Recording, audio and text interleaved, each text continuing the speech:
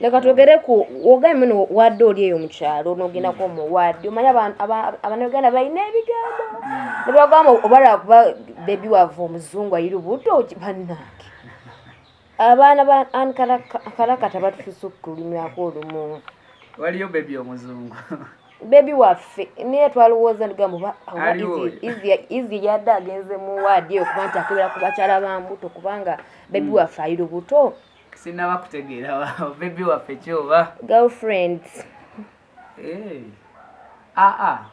nedda just si bwe kityo nze ng'omuntu just nakirowoozezaamu nenga bebi yali atya ali bulungi talina buzibu bwonna emikolo gyaddi we ginaatuuka inshallah tujja kubategeeza awulira atya ng'ogenzeeyo yonna gyobadde oŋŋamba eyo yonna gyoba ogenza okuyimba ogenda naye oba omuleka waka olumu ŋŋenda naye waba tali bize nnyo manye emirimu gino gye tukola gituzunza nnyo so sometimes you end up nga n'obudde tobufunye okumalako no speed the people you love or family but olumu waba asobodde tubeera ffenna. Yeah, man. But how are you keeping it real? Because abayimbi tubamanyi kukuba nti musawa kusetulinga bannange. Abo bayimbi badda abakakati tuli balongoseemu. Omukwano mungi.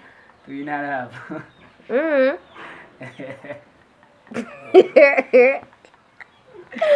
Leka tugere kayimbako ne Naira Ali. Naira Ali ono muconnectinga mutya banga tumanyi tali mu ggwanga. Naira Ali ku omuntu amanyi obulungi akimanyi nti Naira Ali naliko mu lebo ya Naira Ali bali bagiyita Purple Code around 2017-2018 era we yagendera ebweru ne tulabawo obuzibu of connection and biki so nensalawo branching emirimu ngikwasaganye because it was too much work for her.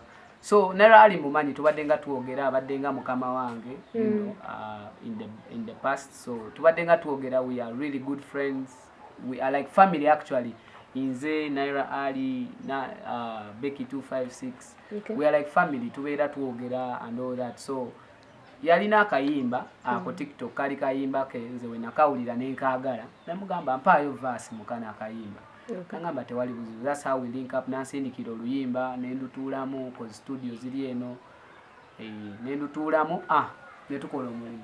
Okay, how do you rate yourself right now from the way you were ngwakafilmia Tumbiiza sound to where you are right now in terms of performance?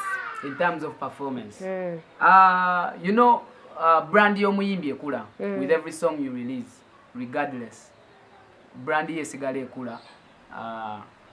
Tumbiiza sound was an opener.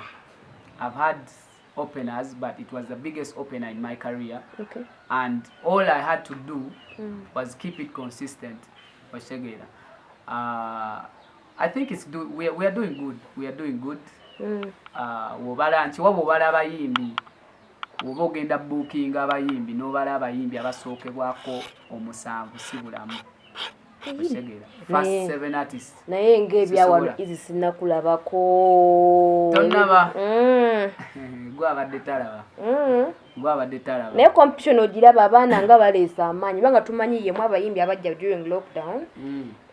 Mwe Baliam Voice n'abalala bonna abayimbi abaddewo. Competition gw'ogiraba otya? Omanyi nze nina enjogera egamba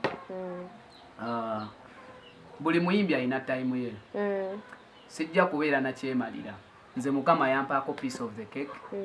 Mu lockdown nampa a breakthrough song that was the biggest song in the whole country. Oshegera. Yes. So abaana abapya Baliam Voice baani we babazze tosobola kugaana mukisa gwabwe bakulemesa mukisa gwabwe oshegera. They are really good artists and fenna tusobola coexisting mweno industry oshegera. So it's not about who is new, who is old, who is this. It's about ani atadde jinja linateeka ku industry dala ku jinja Liam Voice yagenda oteka ku industry dala ku jinja Bebe Kulu yateeka ku industry wa unknown oshegera.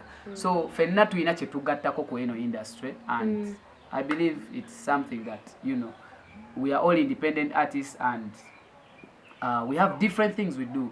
So unknown okujja oba Liam Voice okujja tekitegeeza nti Eezzy avuddewo oshegera agenda sigalawo aina abamwagala aina abamunyumirwa ne unknown aina abamunyumirwa ne Liam Voice aina abamunyumirwa so Uganda yaffe ffenna tetuteekawo mbeera eyo nti ono kati azze ono avuddewo Oshegera bakamiliyoni bayimba naye naffe tuzze ne tukuba bo basigaddewo bakyakuba Oshegera so nze ndaba eno Uganda ffenna tusobola oginyumirwa ng'oli akuba naawe n'okuba Oshegera si nti gwe kagenda okuba hit from January to December. Okay, nga tufundikira interview. Tusubireyo more giving back to people. Yeah, definitely. Omwaka ogwa 2020 gumberedde mwaka mulungi nnyo. Then in 2021, you know, was really a good year for me. So I cannot fail to give back to the people. Okay. Yeah, I cannot fail. So I am. It's just the beginning. I have a lot of campaigns, you know, that are coming up. Ngenda kuba ntambula masomero. Actually, natandise dda nga njogera n'abaana nga mbategeeza nti, you know, lockdown ebaddewo. Naye tetugaana kudda ku ssomero Oshegera. Abamu bagaanye kudda ku masomero olw'okuba obulamu bweno bubanyumidde nnyo ebitabo babyerabidde. Nebeerabidde nti ffe okutuuka wano we tuli baakabi naye tusomye Oshegera. So balina osigala mu ssomero ate bawuliriza abantu nga ffe because there's something we add on to the industry and we add on to their lives. So kikola sense nnyo nze nga Eezzy wenzijanga role model nenkugamba just osigale mu ssomero. School, east or west, you know, school education is the key to success. Yeah, man. Yes. Oyagala omukolo gw'enjawulo gubeere n'ebijjukizo mu nnyumba yo kankwanjulire ba King Montage Photo Studio ffe bakafulu mu kkuba ebifaananyi n'okukola video olina wedding birthday party kukyala nika baby shower photoshoot oba music shoot na buli kimu kyonna ky'oyagala ffe tusobola okuwa ebijjukizo ebirungi eri ebirooto byo ate nno mwana wattu kusintiiza omuntu wa bulijjo tusange bannankulabe ku bitaala ku Prime Tower level 3 room D04 okumanya ebisingawo tukubire ku namba zino noti 7 noti 2 emu noti 4 emu 25 oba noti 755 3 731 oba noti 777 noti 23 4 noti 5 King Montage Photo Studio ffe tusobola okuwa ebijjukizo ebirungi ate nno mwana wattu kusintiiza omuntu wa bulijjo.